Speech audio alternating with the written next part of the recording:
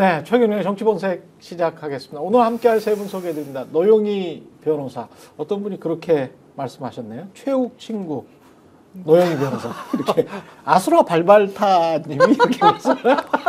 최욱 친구 무슨 일이 최욱 친구 노영희 변호사. 최욱 친구는 그 정도까지는 나이가 그렇게 안 되는데 친구가. 요새는 연상연하 커플이 많으니까. 아, 커플? 네. 커플 됐어요?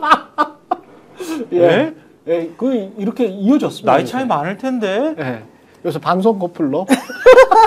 띠동갑 아니에요? 예. 아니더라고요. 아. 그거보단 젊더라고요. 아, 근데 그게 중요한 게 아니라 제가 띠동갑을 넘어섰다. 넘어선 건데? 아니, 10살 차이인데. 10살 차이인가? 벌써 나이도 깠구나. 자기가 막 결혼했다고 주장을 하는 거야. 결혼 안 했지. 그러니까 안 해놓고. 안 했어. 혼자 살아. 내가 사는 위치까지 아는데 가르쳐 줄까, 도거수?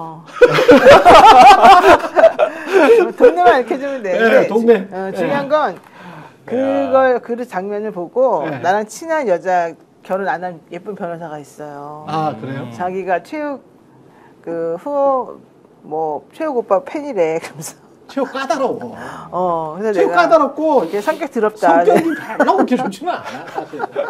게다가 마마보이기도 좀 있는 거야. 좀 그렇지. 자기가 엄마 얘기 맨날 하는 거 보면. 그래서 내가 소개시켜주겠다 말은 했는데 어떻게 될지 모르겠어요. 뛰어난 사람들은 약간 좀 성격이 안 좋은 것 같습니다. 맞아요. 심드렁 김민하 평론가 나와 있습니다. 김성환 평론가 나와 있습니다. 갑자기 이제 성격이 안 좋은 사람들 이야기를 하니까 저는 갑자기 또 김민하 평론가 생각이 나네. 근데 천재고 최욱처럼 천재야. 아닙니다. 저는 그냥 범민, 아니야, 평범한 사람이세요. 최욱이나 김민하는 천재과들. 최욱도 천재예요? 최욱은 진짜 그리고 노력형이야. 그렇지. 노력형하고 천재는 안 맞지. 근데 김민하도 저 정도로 하는 거 보면은 내가 보기엔 김민하는 좀 게을러. 게으른 척 하는 거 아닌 건가? 집에 가서는 진짜. 엄청나게 하는 거 아닌가? 그래? 저 정도로 말하는 것 정도면 엄청난 내공인데. 집에 처박혀가지고 아무것도 안 하고 계속 들여다보고 그렇죠. 게임하고 이거만 인생의 낙이 그거밖에 인생이 없어요. 그거 아닙니까? 그래? 내 눈을 쳐다봐봐. 뭐라고 얘기해야 될까 여기서 제가 네, 오늘 최근의 정치본색은 세 분 나오셨고요. 정리를 우리 PD가 먼저 했네요. PD가 했는지 누가 했는지는 모르겠습니다만 노영희가 총정리했다. 탄핵 심판 5차 변론 주요 장면. 해도 제목을 이렇게 달아놨네. 어떡하지? 모르겠어요. 그러면 이제 정리를 해주셔야 되겠네. 아니 근데 이 썸네일을 말이죠. 제가 지난번에 보니까 전계한 대표님이 썸네일 이렇게 저렇게 이러한 우리는 정계한의 노예야. 지시사항이 있더라고요 이게. 그렇지. 네. 어쩔 수가 없네. 어쨌든 아는 사람들이 합시다. 자, 하세요 빨리. 미래를 보는 타이틀입니다. 세 분이 좀 정리를 해주시면 어제 일단 팩트로 나온 거 이태백의 시를 인정하면서 달빛 장미를 기원하지 않았다. 그게 이태백이 시였어요. 그 호수에 풍덩 빠지잖아. 이태백이. 그치. 호수에 풍덩 빠지거든. 빠져요. 그러다 죽나요? 그 호수에 풍덩 한두 번 빠지고 그러니까 한두 번 빠져서 이제 구해주기는 하는데 여러 번 구했다가 나중에 죽었는지 안 그렇게 호수에 해서 떠 있는 죽었는지 달 붙잡으려고 술 취해가지고 술 처먹다 맨날 고집거리를 한 거야 이태백이. 비슷하네. 그러니까 행태는 좀 비슷하지. 그러네요. 이 사람은 시는 못 쓰지만. 하여튼 그거는 문학적으로 그건 좀 이따 또 얘기하시고요. 일단 오늘 신문들이 제일 주목한 거는 윤석열이 직접 내가 선관위에 개헌권 투입을 지시했다. 이 부분이에요. 그렇지. 그러니까 다른 건 다 부인하고 있는데 선관위에 부정선거 이거 자기 지지하는 사람들도 믿고 있다고 확신하기 때문에 이걸 인정하지 않았을까 싶은데요. 그게 역으로 제가 볼 때는 탄핵의 제일 중요한 사유가 될 것이다. 그러니까 선관위 헌법재판소에서 파면을 하는 데 있어서 굉장히 중요한 사유가 바로 이 부분이 될 가능성이 높다고 신문들은 주목을 하는 거예요. 왜냐하면 국회도 마찬가지지만 선관위도 헌법기관이란 말이에요. 선관위 기능 정지를 하거나 선관위에 함부로 개헌군을 투입을 해서 자기는 무슨 점검을 하라고 시켰다고 얘기하고 서버 뜯으라고 말한 적은 없다고 말은 하지만 어찌됐든 간에 선관위에 개헌군을 투입했고 그리고 그 다음에 사실은 선관위 관계자나 아니면은 군 관계자 말을 통해서 보면 결국은 선관위 관계자들을 체포하려고 시도했다. 여기까지 들어가 버리면은 헌법기관의 기능을 정지하려고 했다는 얘기가 될 수 있는 거잖아요. 그렇지. 그걸 윤석열 자기 입으로 시인을 했다. 이 부분을 오늘 신문들이 제일 주목해서 봤던 것 같아요. 오늘 근데 겸공에서 박범계 의원 있잖아요. 판사 출신인데 그 사람이 그분이 말하는 거를 들어보니까 그분은 이런 식으로 해석하다. 이거를 그렇게는 그 박은정 검사 출신의 박은정 의원이 거의 비슷하게 지금 김성환 평론가처럼 해석을 했고 박범계 의원은 이제까지는 했다. 내가 어떤 범법행위, 위헌적인 행위를 했다라는 말을 한 번도 한 적이 없다. 윤석열이. 근데 이걸 최초로 했는데 그게 그 뉘앙스가 어떤 배경이 있고 중대한 범법 행위를 한 게 아니다. 경미한 위헌 행위를 한 거기 때문에 그리고 배경이 잔뜩 있는 그러니까 자기 입장에서는 부정선거라는 배경이 잔뜩 있는 경미한 거를 확인 차원에서 한번 해본 거기 때문에 했다라는 걸 시인은 했지만 어쩌면은 변론의 스탠스가 바뀐 거 아니냐. 나는 안 했다. 뭐 모른다. 다 부인하다가 지금 경미하게 했다.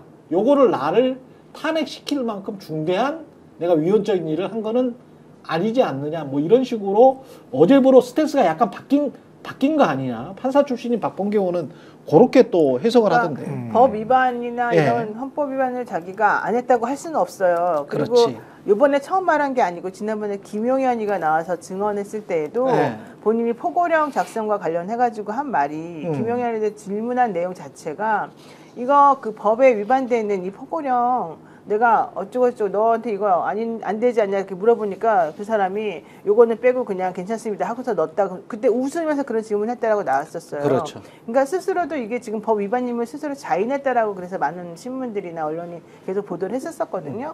그러니까 결과적으로는 절차 위반, 그 국무회의 부서도 없었고 소집도 제대로 안 돼 있었고 여러 가지 증거. 그거 뭐 어디 빼박이잖아요. 그렇죠. 그거 플러스 포고령 관련해가지고 내용 자체가 지금 완전히 헌법 위반인 거잖아요. 예. 그 헌법 위반인 그 포고령을 누가 작성했냐가 또 문제가 됐었는데 그렇죠. 처음에 그 작성과 관련해가지고 김용현하고 서로 말이 달랐다가 그렇죠. 김용현이 나중에 증인신문으로 나와가지고는 윤석열의 유도신문과 윤석열의 눈빛을 보고 아 갑자기 생각이 납니다 하면서 뭐 말이 바뀌었잖아요. 그렇죠. 내가 썼다는 걸로. 네, 그러니까 결과적으로는 헌법 위반이라고 하는 걸 벗어날 수 없다는 것을 스스로가 인정하고 있었고 본인도 질문할 때 이거는 법 위반이고 잘못된 것임에도 불구하고 네가 그렇게 하라고 해가지고 내가 그냥 허허거리고 놔두지 않았니? 그렇지. 이런 취지를 말했어요. 그러니까 절차나 이런 걸 위반했다는 거를 이 사람들이 스스로 벗어날 수가 없어 이제 더 이상. 그렇지. 우리가 다 봤는데 뭐. 그러니까 여기서 할 수 있는 다른 그 사람이 빠져나오는 방법은 그런 헌법 절차를 위반하고 헌법에 적혀있는 그걸 그대로 위반한 거는 그렇다 치더라도 왜 그렇게 할 수밖에 없었는가?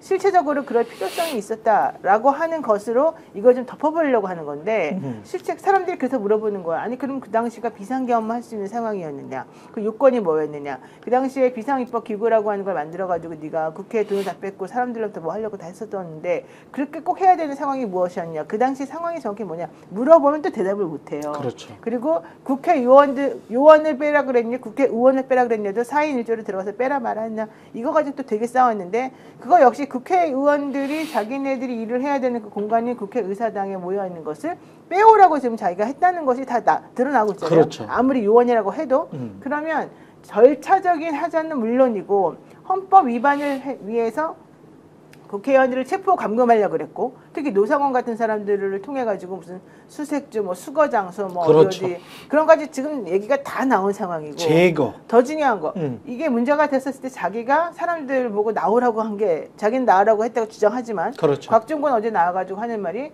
내가 나오라고 그렇죠. 한 거다 이렇게 얘기를 하면서 근데 내가 나오라고 했는데 저 사람이 자기가 나오라고 했다 그래서 더 자괴감을 느꼈다 이런 얘기까지 지금 다 한 상황이잖아요. 그렇죠. 그러면 이 법이라고 하는 것은 실체적 위반과 절차적 위반이 있는 건데 이 사람은 절차적 위반을 벗어날 수가 없고 실체적 위반만이 이제 여기서 살아남을 수 있는 길인데 실체적 위반을 할 요건이 되지 않았는데 스스로가 했다라고 하는 걸 자인한 꼴이 되어버려서 방법이 이제 없어지는 거예요. 방법이 없는 거죠. 그러니까 이제는 과격한 시위를 해가지고 저 무식한 혹은 저 바깥에 있는 저 사람들이 날 지지하니 저 사람들에게 기대해보겠다.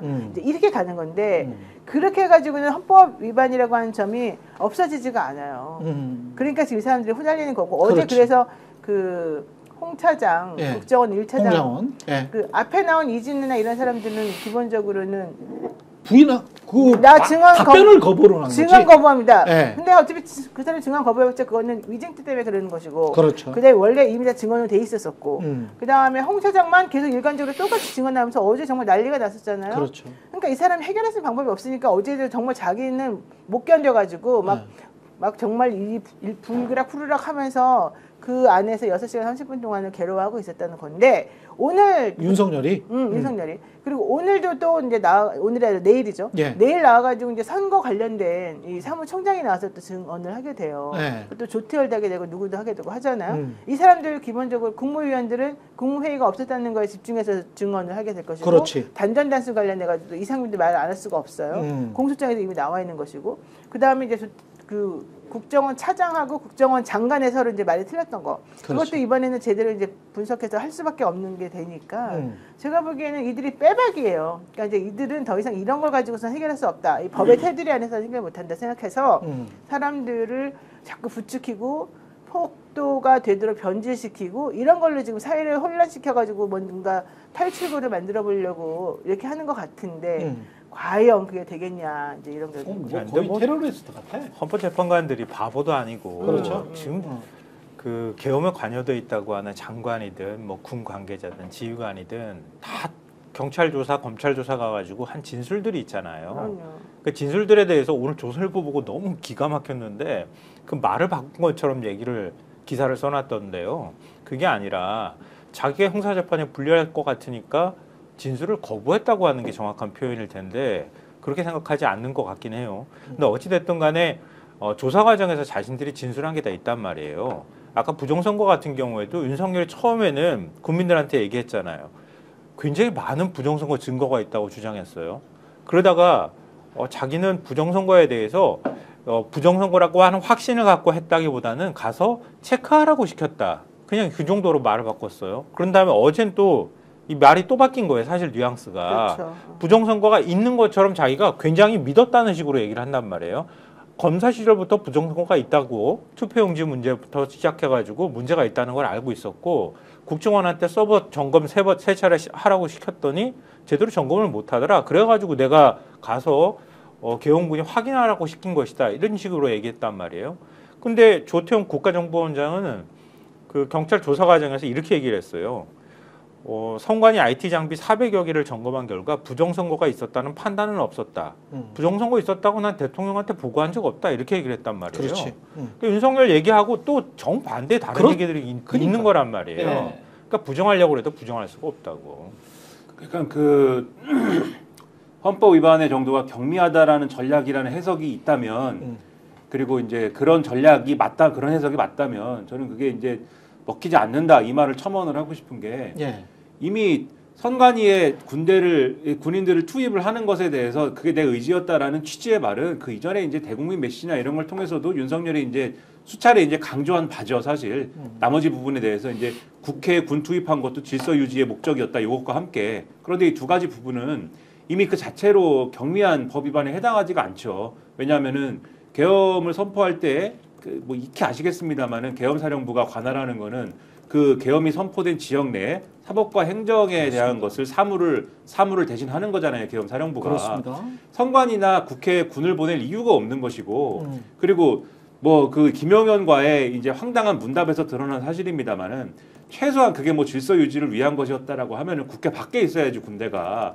국회 내에 들어가가지고 뭐 그 난리를 펼칠 이유도 없는 거지 않습니까? 그렇습니다. 그 부분이 설명이 안 돼가지고 뭐 280명이다, 280명이 어디 있었느냐 이걸 가지고 서로 손발이 안 맞고 뭐 그런 이제 난리가 난 거잖아요. 그 웃긴 장면들이 연출이 된 거잖아요. 근데 선관위의 경우는 더더군다나 지금 뭐 검찰 공소장이나 이런 데서도 확인이 되는 바 노상원이 거의 이제 그 합동수사본부가 차려지면 거기에 제2수사단장을 맡아가지고 야구방망이와 뭐 이런 걸 동원해가지고 그 밑에 사람들한테 시켰다는 거잖아요. 거기 두들기면은 그게 다 부정선거가 확인될 것이다라는 계획을 애초부터 가지고 접근했던 거지 않습니까? 그렇죠. 그래서 정보사령부가 들어가가지고 부정선거임을 야구방망이를 가져가서 그게 확인인지 꾸며내려고 한 건지 고문을 하려고 한 건지 어쨌든지 간에 강제로 이제 진술을 받아내려고 한 것인지 뭐든 간에 그것을 만들려고 한 거 아닙니까? 이것 자체가 권한이 없는 행위지 않습니까? 그렇죠. 그러면 이거는 이 기본 이러한 이제 과정 자체가 이 민주공화정의 아주 근본을 흔드는 행위이기 때문에 이거를 격리하다고 할 그런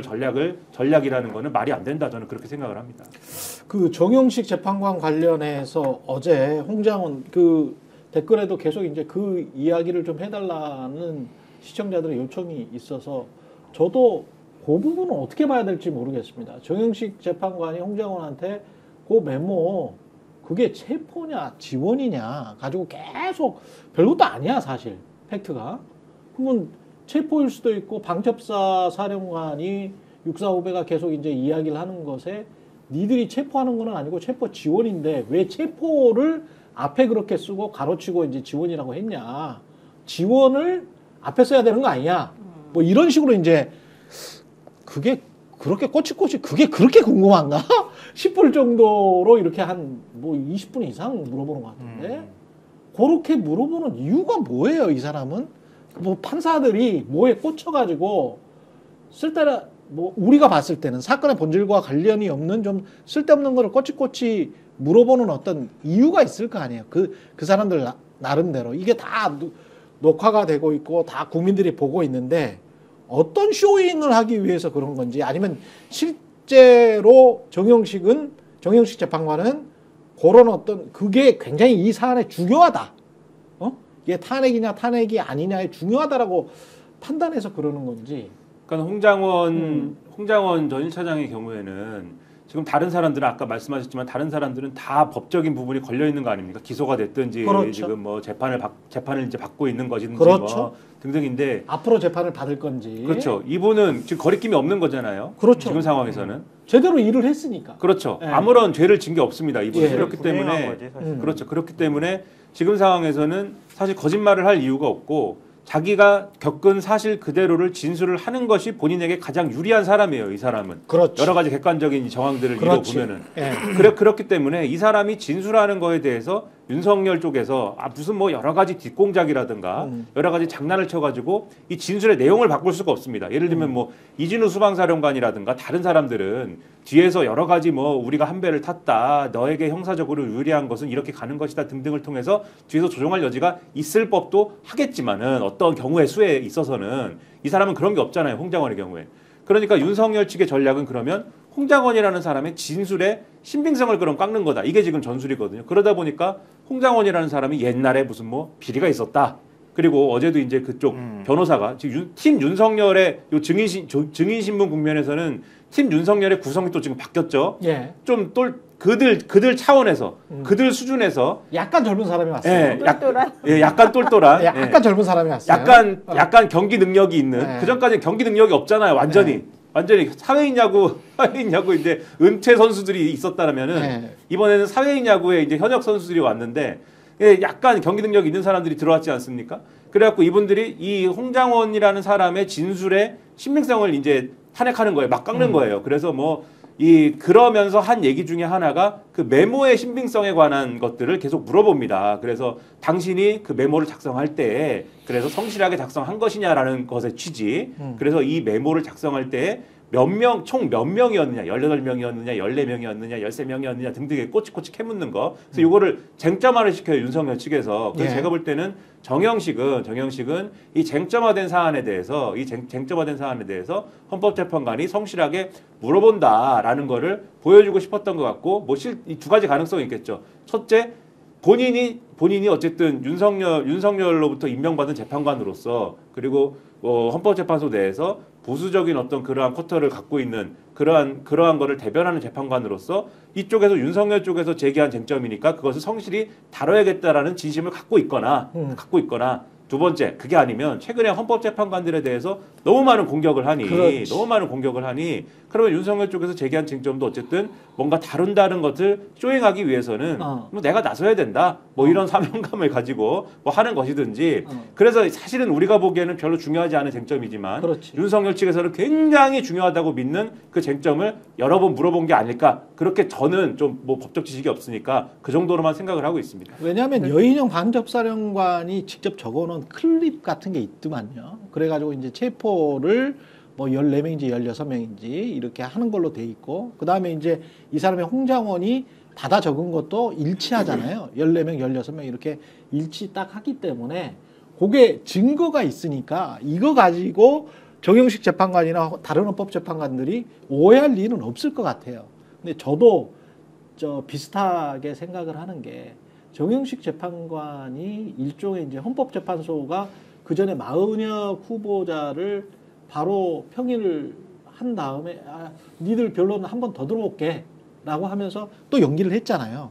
그것과 비슷한 일환이 아닌가. 그러니까 좀 밟아가면서 모든 절차나 네. 모든 과정을 밟아가면서 맞아요. 그래 니들 말 다 들어줬지, 니들 원하는 질문 다 해줬지, 나 이렇게 꼬치꼬치 했어. 물론 속으로는 야 이미 끝났다, 말은 안 되지만 니들 말 별로 안 되는 것 같아 라고 판단을 하고 있는 것 같은데 그런 판단에도 불구하고 자신이 섣부른 판단을 하고 있지 않다라는 걸 보여줘야 될 필요성은 있는 것 같다. 우리가 헌법재판소에서 그렇게 생각하고 있는 거 아닌가 법원에서 싶어요. 재판을 할 때 네. 재판장이 이상하게 갑자기 나에게 친절하게 대한다? 이거는 무조건 패소야. 그러니까 무슨 얘기냐면은 재판장 원래 가운데 있는 사람이고 상대 변호사들은 서로 주장이 다른 사람들이잖아요. 그렇죠. 그럼 누구 말이 맞는지를 재판장에게 이해를 시켜가지고 재판장이 누구의 손을 들어주게 하는 게 재판인데 보통 일반적으로 재판장도 자기 생각이 있으니까 말도 안 되는 주장을 A라는 변호사가 하고 있으면 별로 신경 안 쓰고 A라는 변호사가 말도 안 되는 주장을 하면서 그걸 하기 위해서 이러이러한 절차가 꼭 필요합니다라고 난리를 치면 무시해버려요 원래는. 예. 왜냐하면 안 그러면은 한도 끝도 없으니까. 그렇지. 근데 이제 그렇게 가다 보면 이 시끄러운 변호사들이 편파적이네. 재판장이 우리 말 한 개도 안 들어주고 제 말만 들어준다. 쟤랑 무슨 학교 동창이라더니 그런가 보다. 막 들어 누워 막. 쟤랑 와이프가 뭐 어쩌다 이런 얘기를 하면서 투서를 해요. 그렇지. 거기에 이제 그 평가하는 그 내용이 들어가요. 맞아. 그리고 또 공개 재판인데 판사가 앉아 있는데 거기서 막 변호사들이 판사하고 막 싸워요 공개적으로. 그럼 뒤에 앉아 있는 이 병창객들이 저 판사는 편견 덩어리인가 봐. 저 변호사가 저렇게까지 열심히 얘기하는데 왜 안 들어줘? 막 이래요. 그렇지. 그러면 그런 것들 때문에 그리고 난 다음에 상황에서 이 A 변호사가 한 말을 기각시켜 버리게 되면 항소하면서 이제 그 욕을 막 써놓는 거죠. 그렇지. 그러면 그 판사들이 보기에는 뻔히 그게 아니라는 걸 알아도 그 나중에 가서는 자기가 엄청 나쁜 사람인 게 기록으로 쭈르륵 남는 게 되는 거예요. 실제 맞는지 안 맞는지 보면. 그래서 그럴 때 판사들이 두 가지 대처 방법이 있는데 하나는 일단 그 A 변호사는 호통을 치고 소리를 지르고 난리를 치는 거예요. 근데 그렇게 되면 기자들이 이제 내용을 정확히 잘 모르니까 그렇지. 기자들이 거기다 대고 호통치는 재판장. 뭐 편파적인 이런 식으로 쓸 수가 있잖아요. 그럴 수 있지. 그렇게 안 하고 사실은 절차를 매우 잘 지켰고 네가 해달라는 거 다 해줬는데 어떡하냐. 내가 보니까 이렇게 돼 있네. 이러면서 결론을 내려주게 되면 훨씬 더 그게 줄어들잖아요.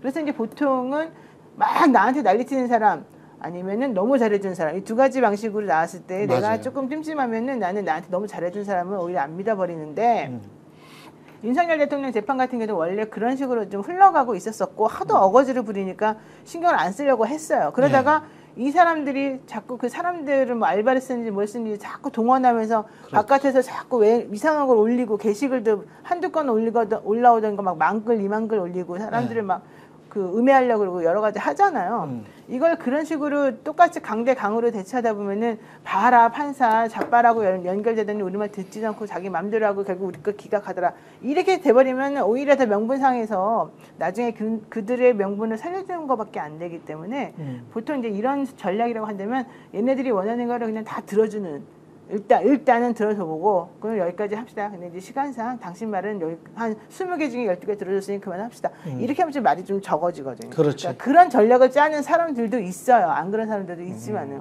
근데 저는 그 일종의 물증과 관련되어 있는 문제이기 때문에 그렇게 꼬치꼬치 묻지 않았나 싶어요. 나머지는 진술이잖아요. 그렇지. 진술인데 조태용 국가정보원장이 개헌 국무회의에 배석했다고 하잖아요. 근데 윤 대통령의 정확한 지시를 받거나 하지는 않았다고 주장한단 말이에요. 자기는 계엄에 반대 의견을 냈다고 얘기를 하고요. 그리고 수사에도 잘 협조를 안 해요, 지금. 근데 국정원장이 그렇게 얘기하는데 국정원장한테 직접 체포하라고 지시한 게 아니라 홍장원 1차장한테, 이인재한테 지시를 했어요, 오히려 대통령이. 근데 홍장원의 얘기를 입증해 줄 사람은 여인영이에요. 근데 여인영은 그 부분에 대해서 아주 구체적으로 지금 얘기를 하고 있지 않은 상태야. 그러면 제일 핵심적인 물증이라고 하는 증거라고 하는 건 메모일 수밖에 없잖아요. 왜냐하면 홍장원의 일관된 내용들이 메모에도 같이 적혀줘야지 되는 그렇지. 거란 말이에요. 근데 홍장원의 내용을 보면은 그게 두 갈래예요. 싹 잡아들여 그럼 그 체포와 관계돼 있는 거잖아요. 그렇죠. 근데 국정원은 대공사건이 지금 형식적으로는 없어. 근데 국정원한테 대공수사권 줄 테니까 너 대공수사권 줄 테니까 지금 여인형 그러니까 방첩사를 도와서 지원해 이렇게 얘기를 했단 말이에요. 그렇죠. 그러니까 싹 잡아들이라고 하는 게 국정원이 싹 잡아들이라는 성격보다는 방첩사를 도와가지고 잡아들여라고 하는 쪽에 좀 더 그 방점이 찍혀 있는 거란 말이에요. 그렇죠. 사실은 정밀하게 네. 말하자면. 그러니까 정혁 씨 재판관이 볼 때 만약에 예를 들어서 지원이라는 표현을 앞서서 세웠다고 하면은 오히려 일관성이 있는 거지. 그렇지. 그러니까 지원이라고 하면은 지원을 해서 지금 여인형한테 물었더니 여인형이 거기 체포 명단이라고 하는 걸 16명이든 14명이든 불러줬어. 그걸 받아 적은 거야. 그러면 성격이 일관성이 있잖아요. 근데 체포라고 하면은 국정원이 직접 체포할 수가 없는 건데 그걸 앞세웠다고 하면은 진술의 신빙성이 증언의 신빙성이 좀 떨어질 수도 있지. 그러니까 그 말은 맞죠. 정영식이 그렇게 형식적으로 그렇게 물어본 거는 맞는데 근데 이제 그 상황 있잖아요. 홍장원이 그렇게 진술을 하잖아요. 아니 그 밖에서 막 적고 있다가 하도 황당해서 밖에서 적고 있다가 요거를 적고 나중에는 너무 이게 이상하니까 적지를 않았다. 적지를 않은 다음에 자기가 적었던 거를 다시 복기를 해보면서 안으로 들어가서 자기의 비서관한테 보좌진한테 야, 그거 다시 한번 적어봐라 라고 해서 또 적은 거야. 그러니까 메모가 지금 2개가 있는 거지. 그러니까 2개가 있는데 그거를 가지고 자기가 복기를 해보고 이게 너무 이렇게 밖에서 이렇게 흘림체로 적다 보니 이게 잘 안 보이니까 보좌진이 정서로 한번 해봐라 라고 해서 보좌진한테 이야기하면서 자기가 바로 기억을 복귀했다라는 거죠. 그러니까 이거는 또 이 사람의 진술을 들어보면 그럴 수밖에 없네.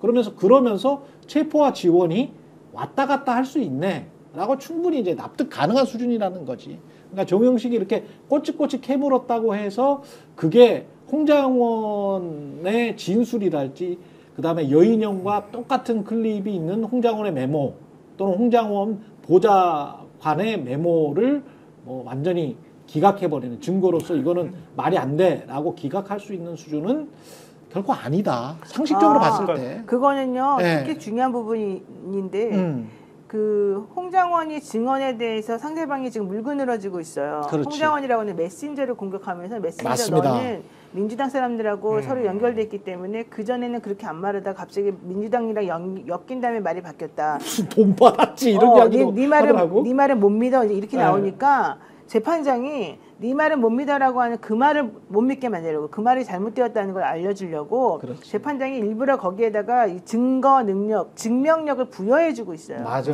자기가 네. 질문을 해서 그러니까 왜냐하면 홍장원이 예전에 했던 증언들은 이 재판정에서 한 증언하고는 또 좀 결이 다르거든요. 이 그 가치도 다르고 그러니까 검찰이나 특히 검찰이나 경찰에서 진술한 것은 그 상대방이 동의하지 않으면 증거로 동의하지 않으면 또 다시 법원에 불러가지고 또 하고 그래가지고 증거 능력을 없애버린단 말이에요. 예. 그러니까 이번에는 헌법재판소라고 하는 다른 재판에서 증언한 거는 선서하고서 증언을 한 거기 때문에 이쪽 재판부터 증언한 거하고 효과가 똑같아요. 예. 그래서 이 다른 재판에서 나온 증언은 이쪽 재판에서 명확하게 증거를 사용할 수 있어요. 유죄로. 그렇지. 그렇다면 이 탄핵 심판에서 오히려 지금 도와주고 있는 거죠. 말하자면 도와준다는 게 뭐 정말 둘이 무슨 짬짬이가 아니라 그 구멍 나 있다라고 생각하는 부분들, 또 상대방이 나중에 지적할 만한 것들에 대한 것들, 이런 것들을 오히려 재판장이 하나씩 콕콕콕콕 찍어줘가지고 이렇게 연결해가지고 이 사람의 말은 이 뜻인지 이렇게 연결해가지고 보니까 이런 증언이 있지, 이렇게 보니까 여기에 대해서는 이러이러한 증거가 있지, 이거 하나씩 다 알려주는 거예요. 그래서 오히려 홍장원의 증거력이 없다 그러면서 버리려고 하는 상대방의 그런 전략을 여기서 딱 막아주는 효과가 있어요. 맞습니다. 그러니까 굉장히 재밌는 거예요. 예. 근데 사실은 홍장원 차장의 증언을 탄핵할 수가 없어요. 제가 볼 때는. 맞아요. 왜냐하면 예를 할수 들어서 없습니다. 예. 윤석열 측 법률 대리인단 쪽에서 홍장원 전 차장의 전화 통화 기록을 다 달라고 했잖아요. 그러니까 그거를 확보해달라고 재판부에다 얘기를 했고 그걸 이제 받았잖아요. 받았는데 민주당하고 뭐 한동훈 대표하고 통화한 기록이 있었나요? 있었다고 하면 당장 문제 삼았을걸요? 없단 말이에요.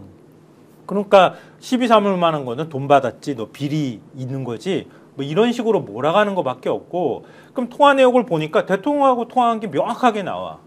근데 대통령하고 통화했을 때 다른 사람 확인하기는 어려웠다 하더라도 홍장원 차장은 일관성 있게 그 부분에 대해서 내용을 얘기해. 그리고 여인영 방첩사령관하고 자기가 통화하면서 메모한 거, 메모 기록이 있어. 왼손이라서 자기가 휘갈려 쓴 거 다시 정서하라고 해서 보좌관한테 다시 정서를 시켰어. 이게 다 일관되잖아요. 그리고 그거를 증명해 줄 목격자도 있는 거잖아요. 그 보좌관이 얘기해 주면은 내가 그걸 보고 어떻게 했습니다라고 얘기를 할 수 있는 거란 말이에요. 그러니까 처음부터 끝까지 다 일관성이 있는 거야. 그렇습니다. 지금 네. 물증이나 증언까지 전부 다. 근데 그거를 탄핵할 방법이 사실상 없는 거지. 예. 완벽하게 다 조작했다고밖에 볼 수가 없는 건데 지금 계엄을 선포한 그 와중에 황당하게도 윤 대통령은 간첩 잡으라고 지시를 했다고 하는데 말도 안 되는 얘기를 지금 하고 있다고 얘기를 하잖아요. 홍장원 차장도. 그러니까 그런 황당한 얘기가 들어갈 틈이 사실상 없다고 하는 게 확인이 됐다 이렇게 보는 게 맞는 거예요. 예, 잠시 광고 듣고요. 노상원 이야기가 굉장히 중요합니다. 사실은 윤건영 의원이 청문회에서 이야기했던 노상원, 그 다음에 노상원의 2016년 행태에 관해서도 중요하고요. 이 비아폰이 또 경호처, 그 다음에 김건희, 윤석열 또는 저는 이제 검찰이나 국무위원들의 그동안의 행태와 행각을 완전히 덮고 은폐하는 아주 중요한 지금 물증, 비화폰, 서버 이거를 지금 어물쩍 그냥 넘어가려고 지금 했던 거거든. 굉장히 중요한 내용이니까요. 잠시 광고 듣고 계속 이야기 이어가겠습니다. 인터넷 신규 가입 시 최대 48만 원, 인터넷 가입과 동시에 현재 쓰고 계신 휴대폰의 통신사만 변경해도 추가 최대 30만 원이고요. 정수기 렌탈 최대 30만 원이고 합하면 108만 원의 혜택을 3년마다 받으실 수 있고요. 약정 끝나셨다면 꼭 신청하시기 바랍니다. 현금 사은품 혜택 원치 않는다. 55인치 삼성 TV 선택 가능하고요. 1670-2571 상담 받으시거나 네이버 인터넷 비교원 검색하시고 상담 신청하시기 바랍니다. 상담할 때 스픽스 또는 최경령의 정치 본색 유튜브 채널 말씀해 주시면 가입하면 현금 비밀 혜택과 함께 할수록 더 큰 혜택, 지인 추천할 때마다 최대 4만 원 모바일 상품권을 새 특별 이벤트로 드리고 있습니다. 노상원한테 민간인한테 12월 2일 날에 비아폰을 줬다는 것도 쇼킹하고. 그러니까 그거 완전히 법 위반 아니에요? 어떻게 그러니까. 그 오비한테 지금 오비한테 준 거 아니에요? 오비한테 준 거잖아. 오비한테 줘놓고 테스트해고 예비역이라고 딱 써놨다는 거 아니야.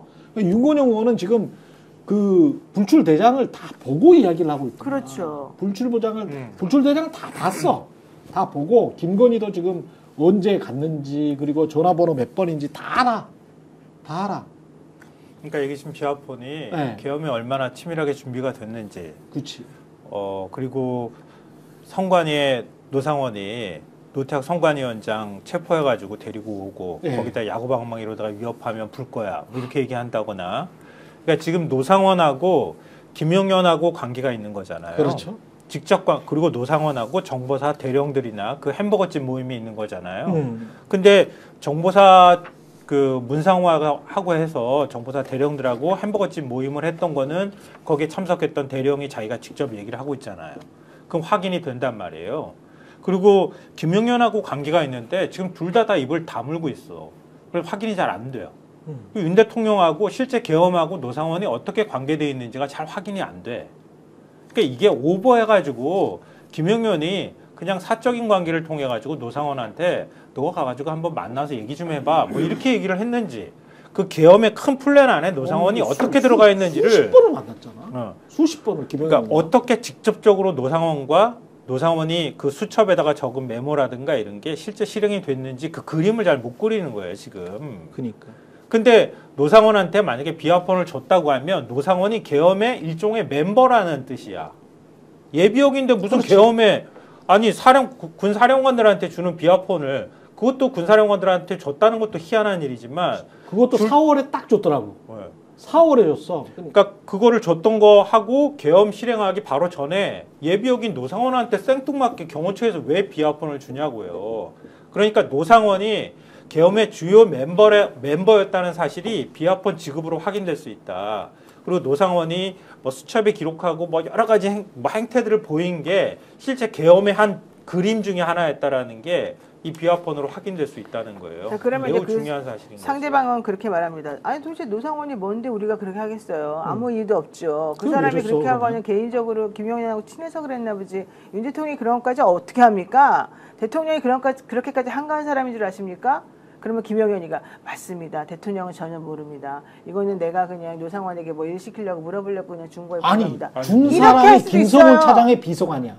준 사람이 김성훈 경호차장의 그래요. 비서관. 바로 그거예요. 김성훈의 비서관이 어. 다 김용현의 손바닥 안에 있었던 사람들이잖아요. 전부 다. 근데 김건희 그때 그 무슨 별장인가? 네. 대통령 별장 직위도 3명이 있었었잖아요. 김용현이가 김성훈이 데려다가 해가지고 그래서 그 3사람이 정말 쿵짝쿵짝 맞아가지고 아삼육이 돼서 형제처럼 지냈었다는 거잖아요.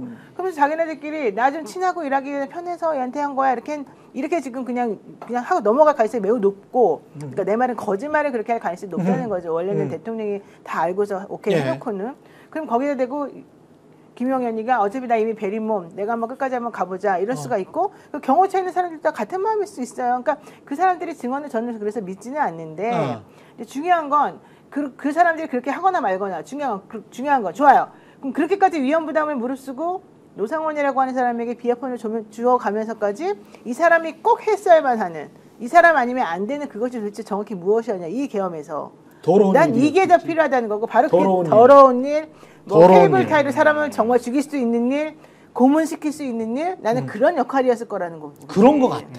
그러니까 그런 거 같은 게 옛날에 그 이근한이라고 고문 기술자가 모든 더러운 일을 다 하고 이 사람들 깨끗한 척 놔줬던 것처럼 그렇지. 이 사람들 바로 그 역할을 시켰을 거란 말이지. 그런 거 같아.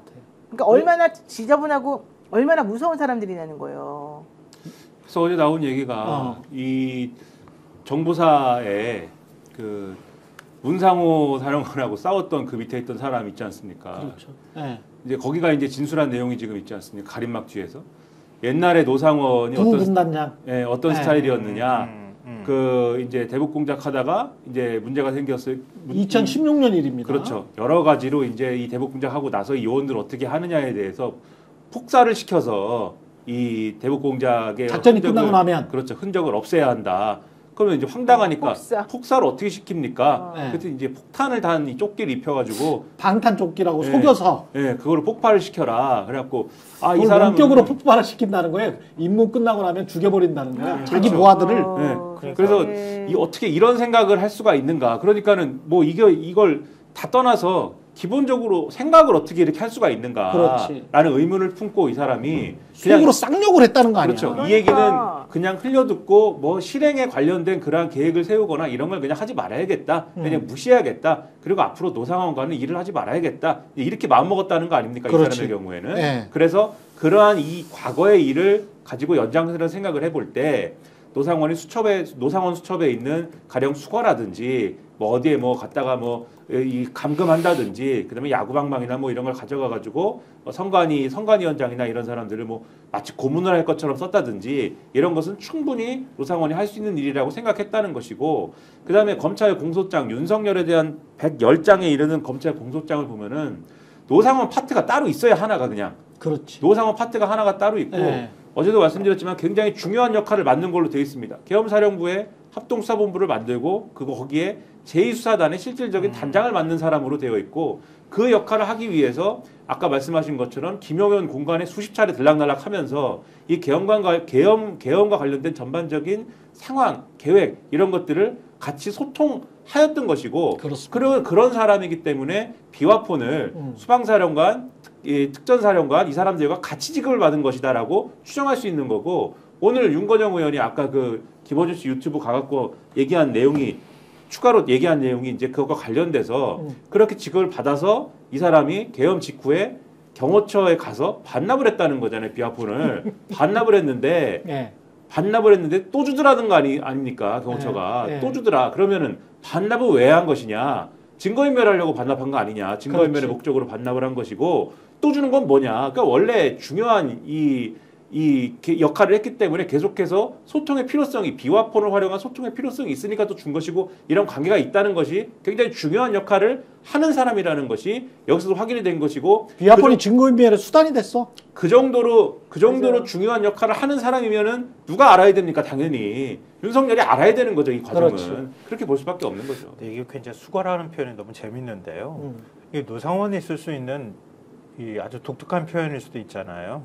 그러니까 예를 들면은 북한에서 붙잡혔을 경우에 폭사시키고 그리고 난 다음에 생존해서 돌아와도 결국 죽여버려라. 그런데 그 죽여버려라고 하는 표현을 수거라고 지금 했다고 얘기를 하거든요. 그렇죠.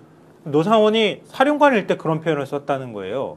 근데 이번에 노상원 수첩에 수고가 들어있잖아. 또 들어가 있어. 수집소도 들어가 있어. 근데 MBC 보도를 보면은 수거 대상과 수집소에 정치인 외에도 현직 판사, 정의구현사 경찰 간부들, 공무원들, 천주교 사제 다 들어가 있다는 거 아니에요. 정의구현 사재단 신부들도 마찬가지지만 이 얘기는 뭐냐면 아까 말씀하신 게 딱 저는 꽂히는데 우리 사회에 종북들 다 없애버려. 지들 척결해버려. 생각의 종북들인데 그런 이념적인 것뿐만이 아니고 저는 더 소름 끼치는 게 박정훈 대령 관련 판사들 있지 않습니까? 4명 다. 네. 군사법원의 판사들, 대령들 이런 사람들을 야 계엄 당일날에 신원 파악해봐 라고 했다는 거 아니에요? 그러니까 윤석열의 계획은 윤석열이 어디까지 여기에 개입했는지는 우리가 현재까지는 확인할 수 없으나 비화폰을 주고 노상원이 공식적인 어떤 계엄의 멤버였다고 하고 그렇지. 노상원 수첩에서 드러나고 노상원이 이전에 했던 행태랑 비교해보면 사람이 자기가 쓰는 용어를 계속 쓴단 말이에요. 그렇죠. 그걸 생각해보면 노상원은 어떤 방식으로든 김영현이든 윤석열한테 지시를 받을 가능성이 있다. 왜냐하면 그동안에 계속 좌파 빨갱이, 좌파 척결 얘기를 했잖아요. 반국가 세력 일소해야 된다고 하고 그들이 지금 부정선거를 일으키고 있다고 얘기를 하고 있는 이 고리가 하나로 다 연결이 되잖아요. 일관되게. 그러면 이번 기회에 계엄하고 난 다음에 노상원 같이 더러운 일을 하는 인간한테 이거 싹 잡아들이든 수거 대상으로 분류해가지고 없애버려 라고 하는 게 얘기가 됐을 가능성이 있다는 걸 보여주는 거예요. 그러니까 이게 지금 저는 그 군사법원의 판사들, 박정훈 대령과 관련된 판사들, 그 박정훈 대령의 구속영장도 다 기각했지 않습니까? 이 판사들이 이 사람들의 신원을 파악하라고 여인영이가 방첩사 방첩사에 있는 부하한테 그렇게 지시를 했다라고 하고 그 부하가 지금 진술을 한 거잖아요. 이렇게 되면 그 여인영은 누구한테 들었겠어? 김영현이나 윤석열한테 들었을 거 아니에요. 그러면 김영현이나 윤석열이 한 짓이 자기들은 무슨 뭐 부정선거 뭐 어쩌고 저쩌고 뭐 야당이 국정을 뭐 어떻게 해서 이런 이제 그야말로 강아지 도구 소리를 하고 있지만 그 도구 소리를 그 개소리를 하는 그거를 다 지워놓고 생각을 해보면 철저히 사적 이익을 위해서 사적 안갚음을 위해서 또는 보복을 위해서 또는 본인들의 범죄 행각을 은폐하기 위해서 이 짓거리를 한 거잖아. 맞아요. 정말 나쁜 새끼들이야. 얘들은 새끼들이라고 말할 수밖에 없는 새끼들이야. 정말 나쁜 새끼들이 윤석열, 김용현이었던 거예요. 그걸 왜 여인영이가 자진해서 그거를 아무 상관이 없는 군 법원 판사들을 조사를 하라 그래? 아니잖아. 김건희가 개입이 됐든 윤석열이 개입이 됐든 김용현이 개입이 됐든 이 3명의 지금 아이디어 아니야. 누가 봐도. 그렇죠. 그러면 이 처죽일 놈들이지. 진짜 옛날 같으면 좀 말을 심하게 한다면. 그러니까 이게 정말 나쁜 새끼들이야. 인성 자체가 글러먹은 인간들이야. 그러니까 이게 그런데 그것을 대통령이 묵시적 용인 내지는 명시적 지시 혹은 정말로 아무 말도 안 했지만 그 정도까지 내가 다 허용해 줄게라고 하는 그 바운더리 내에서 했을까? 그 바운더리 밖에서 했을까? 그렇지. 뻔한 거는 바운더리 안에서 했겠다는 거잖아요. 네. 내가 이렇게 하도록 나는 권한을 위임받았어라고 생각해서 우리가 다 하면 돼라고 생각해서 이렇게 과감하게 이렇게 말도 안 되는 무도한 일을 했을 거 아니에요. 그러면 그것에 대한 책임을 누가 져야 되느냐? 1차적으로는 행위를 한 그 사람들이 져야 되겠지. 노상원 플러스 등등. 하지만 내란죄의 우두머리들은 이런 모든 것들을 자기의 수족들이 알아서 다 했기 때문에 우두머리는 이걸 다 책임져야 되는 거예요. 그러니까 난 이런 정도의 인간들을 아직도 우리가 대우를 해주고 뭐 대통령으로서 무슨 뭐 직무가 정지됐지만 예우를 해주고 말을 난 이것도 좀 웃기다고 봐. 이 인간은 그냥 인간이 아니야. 그냥 개새끼야. 지금 한 일이랄지 지금까지 하는 거짓말이랄지 그다음에 홍장원이 와가지고 저 인사를 하잖아요. 근데 그거 모른 척하고 또 이런 아니 길거리에 이 정도 인성을 가진 60대 아저씨가 있나? 아저씨. 대한민국 국민 중에서 이게 대통령이나 고위공무원 그런 이야기를 하는 게 아니고 대한민국 국민 중에서 60대 중에서 이렇게 인성이 덜 떨어진 인간이 있어? 김용현이나 저 윤석열처럼? 제가 제 주변에 있는 사람 중에서는 이런 인간이 없어요. 아니 이렇게 사악하고 나쁜 새끼들이 국정을 가지고 그리고 그걸 가지고 국민의힘 의원들은 아직도 굽신굽신거리면서 대통령님 하고 있어? 그리고 국민들한테 우리 찍어주세요. 이 사람 탄핵 당하면 안 돼요. 이러고 있다는 게 이게 말이 돼? 이게 다 정신 나간 놈들이지? 그러니까 결국은 다 공범이니까 이 사람들은 대통령을 지킨다는 생각이 아니라 나를 지키기 위해서라도 여기에 지금 이게 대우가 흐트러지면 안 된다 이 생각을 지금 하고 있는 건데 거기에서 동력을 얻기 위해서 극우라고 하는 사람들 뭣도 모르는 젊은 세력들을 끌어들여가지고 으쌰으쌰 해야 된다. 지금 이 상황을 만들어 놓고 있잖아요. 나는 그게 정말 황당무계하다는 것인데 이게 언제까지 가겠어요? 솔직히 말해서. 나는 그들이 윤석열을 좋아하지도 않는다고 들었어요. 윤석열을 탄핵에 반대하는 이유가 정확히 뭐냐고 물어보면 제대로 대답하는 사람도 내가 한 번도 본 적이 없어요. 그러니까 지금 수구하고 극우가 결합이 된 일종의 이제 자기들의 기득권을 유지하려고 하는 그 반동이 일어나고 있는 거잖아요. 변태적 우리가 상황이에요, 지금 상황 자체가. 보고 있는 거잖아요. 네. 예전 같아서는 상상할 수 없는 일들이 벌어지고 있는 건데 아까 노상원 수첩 제가 말씀드렸지만 수첩에 적혀 있는 거 보면은 노상원이 혼자 머릿속으로 기획할 수 없는 사람들이 들어가 있단 말이에요. 예를 들어서 김명수 전 대법원장부터 시작해가지고 판사 명단 들어가 있지. 아까 지금 여인형 방첩사 얘기하셨잖아요.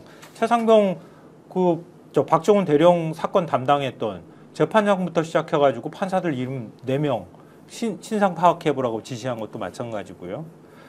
그리고 오늘 이제 경향하고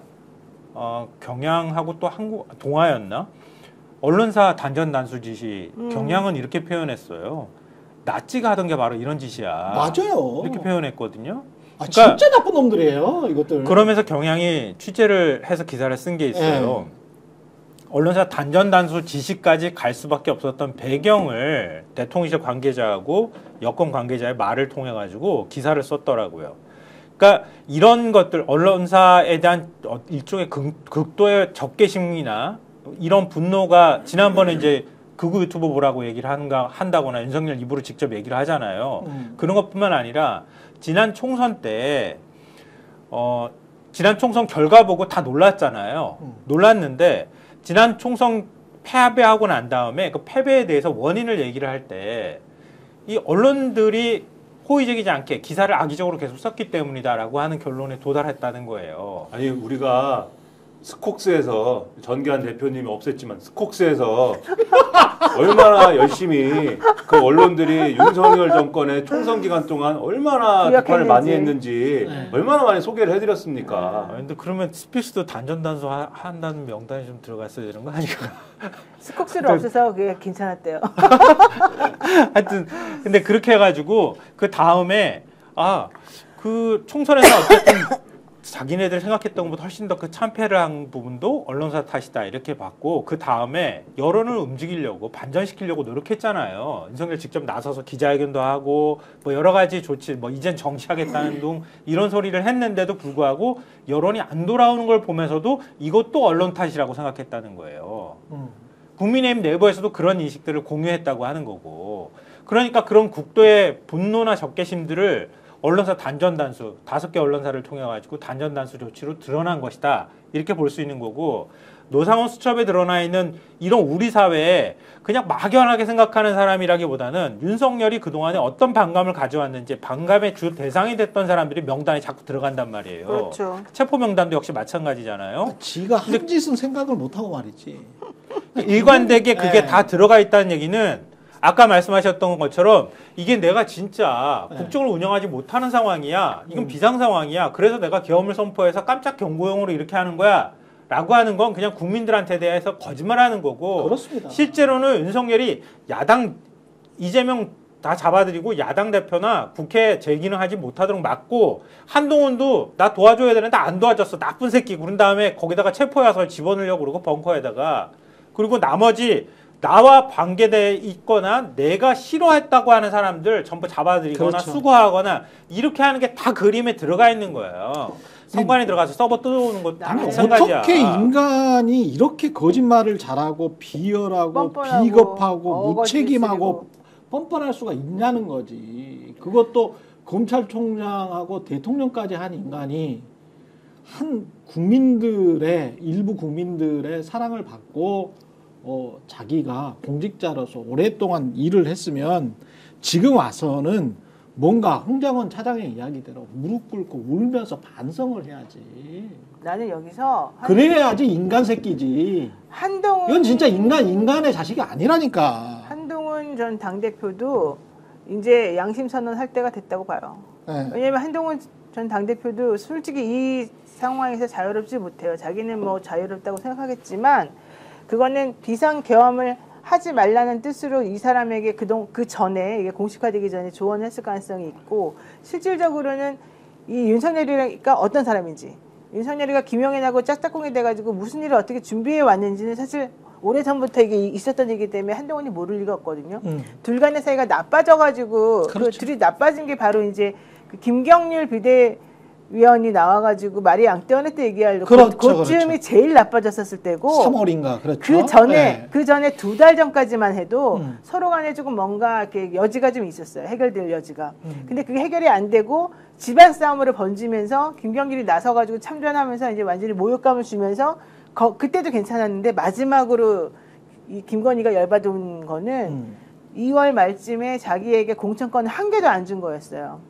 근데 그걸 더 이상 허용하면 안 된다라고 하는 게 이제 한동훈 생각이었고 그것 때문에 완벽하게 지금 망가졌는데 실질적으로 그거 이전부터 이 사람들은 계엄을 준비해 왔다는 거고 예. 자기에게 적대하는 사람들을 쳐내기 위해서 자기네끼리 다 얘기를 했다는 거잖아요. 근데 그 안에 한동훈은 없었다? 아니야. 한동훈도 그 안에 다 있었다는 거야. 그러다가 나중에 재작년 말부터 서서히 이제 움직임이 멀어지기 시작했는데 그렇다면 지금이라도 한동훈이가 윤핵관이라고 하는 사람들하고 둘러싸여가지고 김영환하고 같이 둘러싸여가지고 서로 이렇게 저렇게 했던 그 대통령의 나쁜 행동과 비상계엄이라고 하는 것을 예. 이번에 정확하게 우리들에게 밝혀지면서 자신의 정치적인 입지를 다시 다지는 게 이 사람을 위해서도 필요하고 또 하나는 저는 명태균 씨가 이 비상계엄 관련해서 몰랐을 리가 없다고 봐요.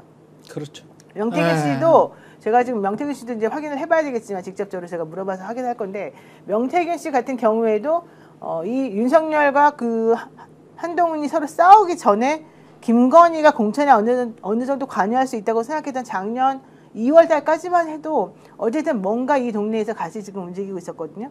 그렇게 따지면 그 전에 있었던 김영현의 움직임부터 다 이 사람이 사실은 다 알고 있었을 거라서 이제 김영현, 명태균, 한동훈 이런 사람들의 입에서 김영현을 빼고 그런 사람들 입에서 어떠한 구조가 그동안에 있었고 어떤 준비가 있었는지가 만약에 나오면 더 이상 이거를 벗어나거나 할 수가 없을 거가 됩니다. 예.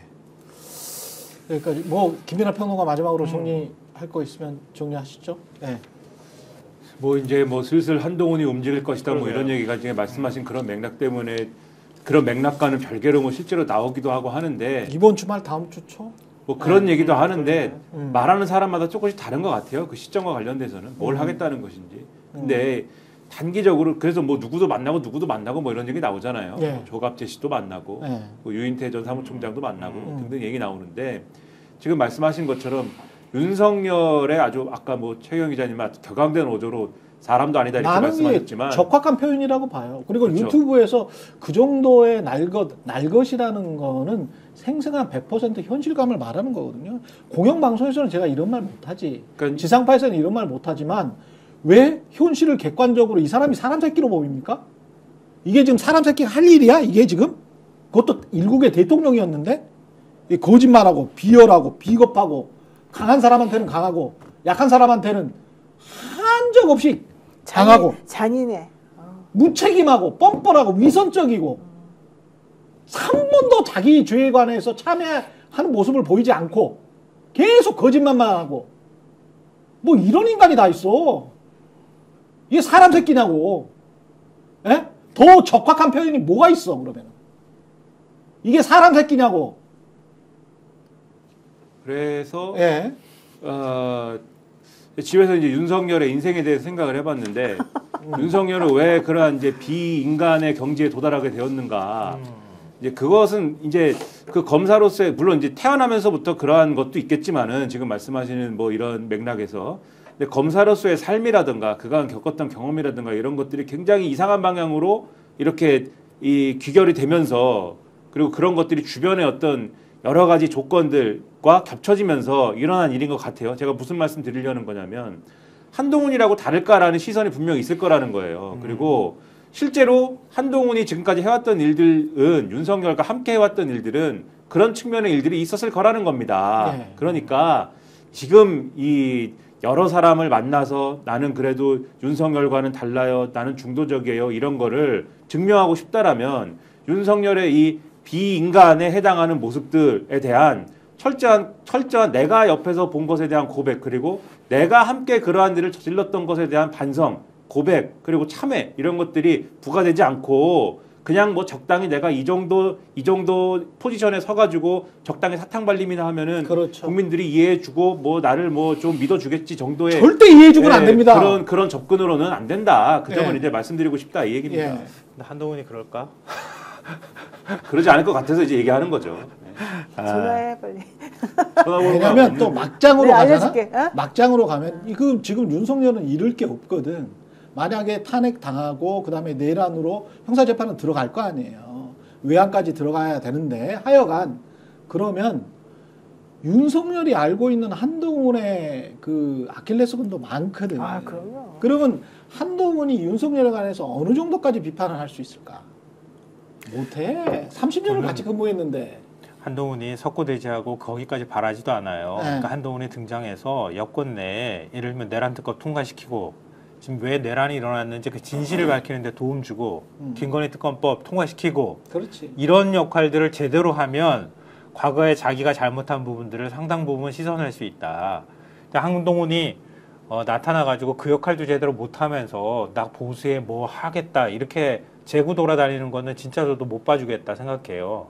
그러니까 만약에 한동훈이 그 정도의 태도를 보인다면 민주당이 극우화되어 있는 국민의힘 나머지 국회의원들 배척해버리고 한동훈이든 합리적 목소리를 낼 정도 최소한 지금 이 국면에서라도 합리적 목소리를 낼 만한 사람들하고 같이 대화할 수 있는 건 필요하다. 예. 그렇게 해서 하나하나씩 문제를 해결하는 것도 방법이 될 수 있으니 한동훈이 부디 그런 태도 정도는 가졌으면 좋겠다는 바람입니다. 예. 여기까지 최근의 정치본색이었고요. 노영희 변호사, 김성환, 김민아 시사평론가 함께했습니다. 고맙습니다. 네. 맞습니다. 스픽스는 말하는 언론입니다. 대세는 유튜브, 그중에서 스픽스. 좋아요, 댓글, 구독, 알림 설정. 여러분이 저희를 사랑해 주시고 우리가 여러분을 사랑하는 4가지 방법입니다.